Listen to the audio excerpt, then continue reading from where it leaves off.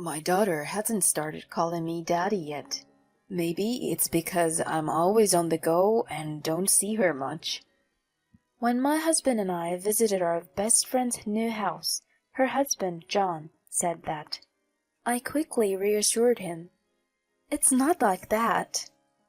I tried chatting with her daughter, but she only stared at me, not uttering a word. I recalled Jean saying she was a quiet one, and it seemed accurate.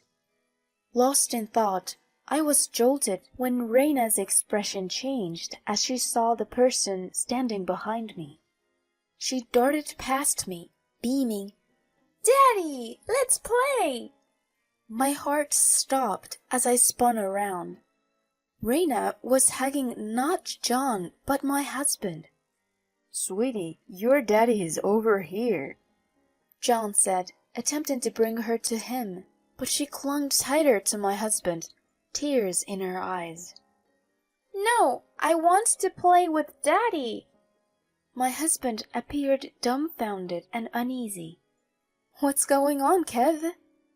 Little did I know a surprising revelation awaited us. My name is Helen, and I'm a 33-year-old working at a city hall. I first met my now husband, Kevin, in college. My good friend Jean invited me to a co-ed barbecue, and that's where Kevin and I crossed paths. He was tight with Jean's boyfriend, John, as they'd gone to high school together. Helen, Kevin's a catch. How about swapping numbers? Suggested Jean's boyfriend. I had a good vibe from Kevin, so we exchanged info. Things progressed from there, and soon we were dating. Jean and John were thrilled for us, and would often go out as a foursome. Throughout college, my memories always have Jean, John, and Kevin in them. Post-grad, I started working at City Hall. Kevin took on a role at his father's law firm, preparing to inherit the business. Jean ventured into fashion, while top student John landed a gig at a trading firm. Our bond remained strong, even after launching our career, often catching up over dinner. Jean and John tied the knot when we were 26, and Kevin and I spoke fondly of them at their reception. A year on, Kevin popped the question, and I was over the moon. We became man and wife. I recall that at the time Jean was expecting, and John couldn't have been happier. Fast forward 5 years, they had a girl, Reina. John's work took them abroad, but Jean and I stayed in touch. His job kept him busy, often overseas. Jean adjusted, focusing on being a full-time mom. As for Kevin and me, half a decade into matrimony, we cherished our quiet existence, though it lacked the spark of our earlier years. One concern loomed. We hadn't been able to conceive. Already 33, I was yearning for a child and growing anxious. One evening, I broached the subject with Kevin. It didn't happen for us again this month. Distracted by a show, he responded, Oh, really? Should we consider a fertility clinic? You want a family too, right? Why rush? Let's just see what happens. We've been waiting 5 years. I'm concerned. He turned off the TV. Not this again. I'm not up for a clinic visit. Disheartened, I barely whispered. But why? Without answering, he said, I'm heading to bed. Leaving me in the living room, tears welling up. The next week, I sought Jean's advice. Sharing my worries, I told her, Kevin's not on board with treatments. Over the phone, she responded gently. That's rough. Have you been tested? I have. They said I'm fine. Sometimes it's just about the right match. Stay strong. Our chat lightened my mood, if only a little. I shifted gears and asked about her daughter, Reina. Thanks for letting me vent. How's Reina doing? She's 5 now, isn't she? Yeah, she's good. But We think she might have some developmental challenges. She's not much of a talker. Oh, is that so? But she is my precious girl, no matter what. I bet she is. Has it been 2 years since we last saw each other?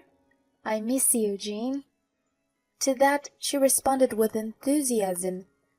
Guess what? We are having a house built right now. Once it's ready, how about we all meet up? Seriously? That's awesome! Count us in for a housewarming party. Sounds great. Can't wait to see you too. I ended the call after a chat. Catching up with an old friend really boosted my mood. Later that evening, I shared the update with Kevin. I chatted with Jean today. Oh, how's she holding up? She's good, and so is Reina. John's off on yet another extended business trip. He's always buried in work. Kevin's mood seemed to lift just hearing their names.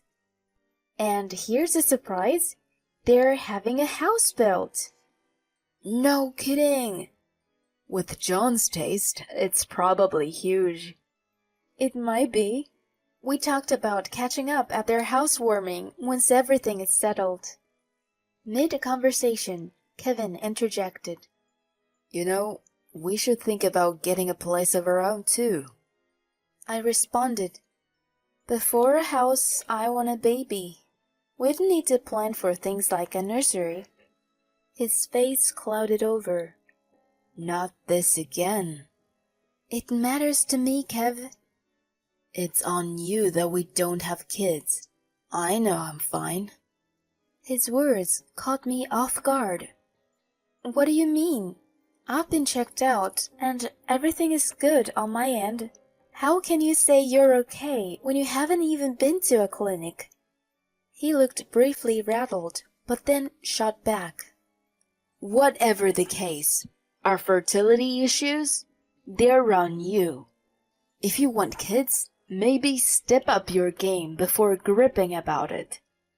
He quickly finished his beer and made a beeline for the bathroom. His words stunned me into silence, and I sat processing for a bit. Fast forward a month, and Jean told us their house was ready.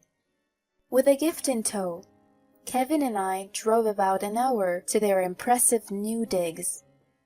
It was even more luxurious than I'd pictured, but I suppose it was within reach given John's earnings. Great to see you, Kevin and Helen. John greeted us. Hey man, back from traveling, John? Sure I am.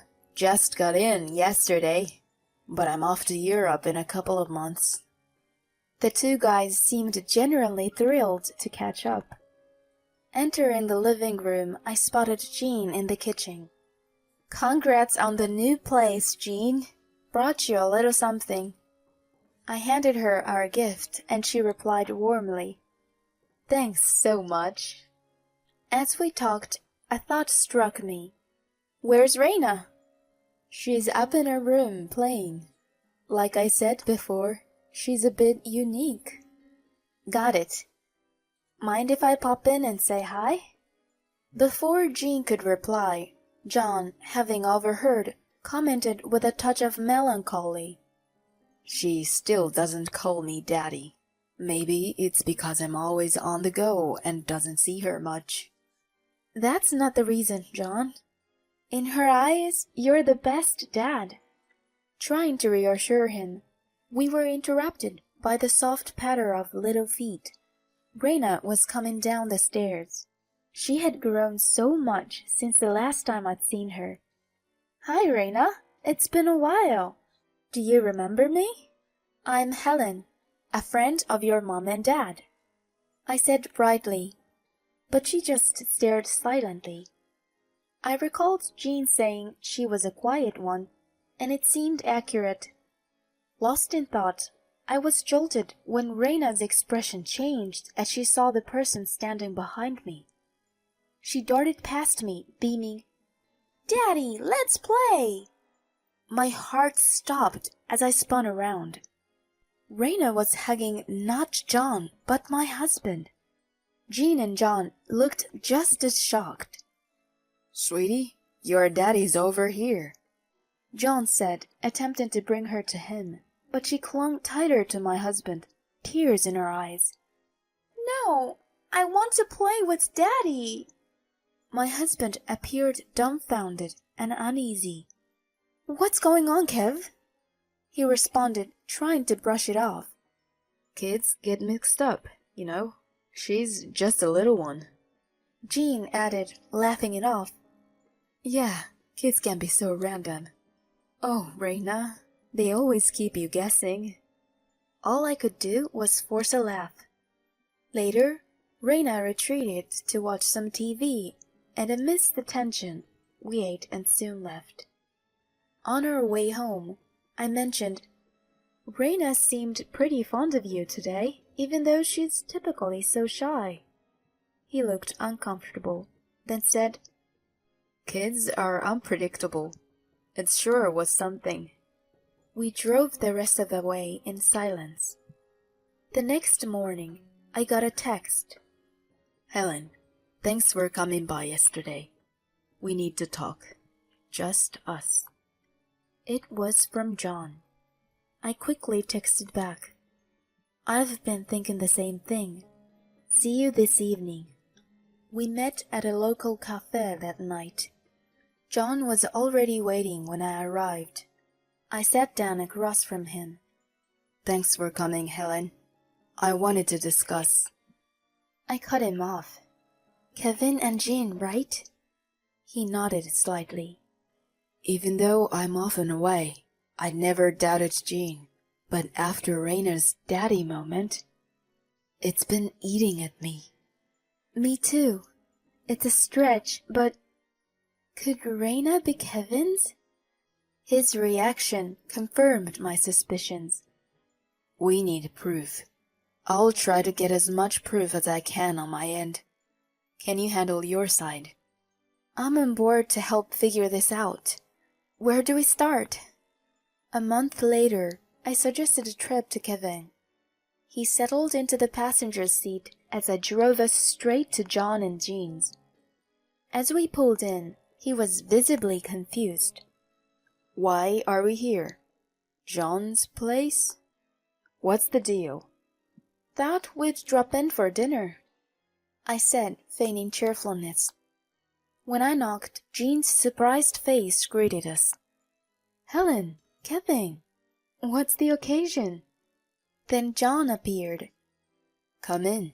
Raina's with my folks, so she's not here." He led us to the living room, sitting opposite to my husband with me next to him. "Helen, why are you sitting with John?" Kevin asked, bewildered. Smiling, I motioned for him and Jean to sit across from us. "What's the point of this? It's so unexpected."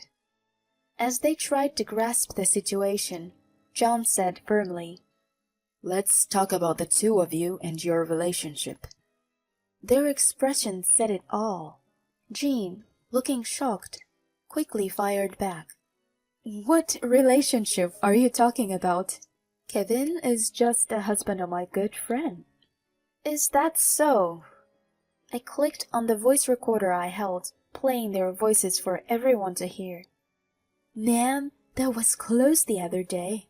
I didn't see Raina run into you like that coming. Took me by surprise, too." Luckily, they didn't catch on. Can't even think about what had happened if they realized I was her dad. "Well, my husband's kind of obvious, so we're good. But let's enjoy today." The recording kept playing their intimate chatter until Jean yelled, "Turn it off!" "How could you? What is this?" Kevin was in panic. Staying calm, I replied, "All those overtime days, I put a voice recorder in your car. It played right into my hands." Both of them looked utterly stunned. John passed them a document. "I also did a DNA test. Raina isn't related to me." Start talking. After a beat, they spilled everything. Kevin, envious of John's success and charm, pursued Jean back in college. She was game, seeking some thrill. Being part of a foursome made their secret trysts easier. Jean got pregnant, presenting Reina as John's child. They'd meet secretly, making sure Reina called John Daddy. After hearing it all, John just shook his head. You two are something else. I'm going to sue you both. I chimed in. Count me in. I'll see this through, even if it ends up in court. They exchanged nervous looks. Jean finally said, Fine, let's get a divorce. The real family can be happy together. Kevin retorted, I don't want a barren wife anyway. I have a sweet kid. At this, I couldn't hold back my laughter. They looked dumbfounded. A real family? A sweet kid? You can't be serious. What's so funny? I shook back. Kevin, you're the infertile one. I secretly had a sample from you checked at a clinic. Turns out you can't naturally father a child. What? I smirked. So, who's Reina's real dad? Kevin turned a deep shade of red, while Jean turned ashen. They bickered back and forth until John threw them out. In the aftermath, Kevin and I, as well as Jean and John, all went our separate ways in divorce. They racked up debt compensating us. DNA confirmed Reina wasn't Kevin's. Jean stayed mum about the real father, and last I heard, her parents are raising Reina. The identity of Reina's dad remains a mystery. Both Jean and Kevin, now on their own, are hustling to pay off their debts. While they're clearly having a rough go, I can't muster any pity. As for me, life's been good, just me and my peace. John and I, having faced the storm together, occasionally grab a drink as pals. While I can't see us dating, I hope our friendship lasts. My focus now? My work and finding someone genuine.